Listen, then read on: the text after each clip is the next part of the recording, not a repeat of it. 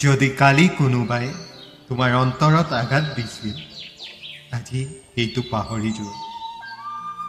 কিন্তু তেওঁক তুমি কেতিয়াও পাহৰি নাযাবা। যিজন প্ৰতিদিনে তোমাৰ কাষত থাকে, যিজনে তোমাক ভাল পায়।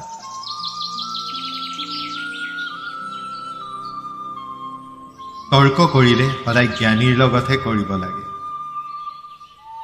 শিকিব নোৱাৰিলেও অন্ততঃ কিবা এটা শিকিব পাৰি।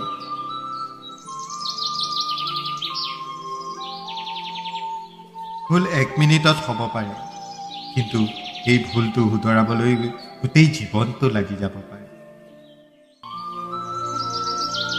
মেধাৱী হ'লেই গৰ্ব নকৰিব, চৈতানো মেধাৱী। মনুষ্যত্ব আৰু সততা নাথাকিলে উচ্চ স্তৰৰ মেধাও ঘৃণিতৰ শাৰীতেই পৰে।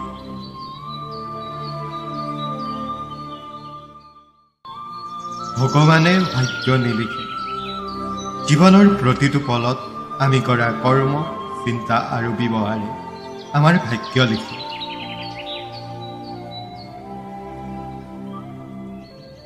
বহু কথা জনাজনকেই জ্ঞানী বুলি নকয়।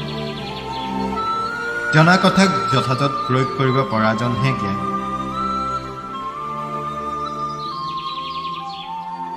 জীৱনৰ এটা ভুলে তোমাৰ লাখ টকাৰ ক্ষতি কৰিব পাৰে, কিন্তু সেই ভুলৰ পৰা পোৱা শিক্ষাই তোমাক কোটি টকা আৰ্জন কৰাত সহায় কৰিব পাৰে।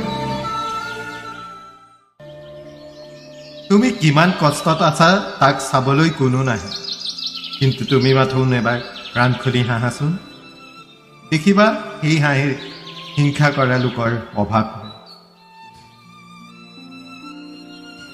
নিজৰ সততাৰ স্থিতি সবল হ'লে আনে একো কৰিব নোৱাৰে। অহংকাৰ সেইজনে কৰে যিজনে হঠাৎ এনেকুৱা কিবা এটা পাই যায় যিটো পোৱাৰ যোগ্যতা তেওঁৰ কোনোদিনেই নাছিল।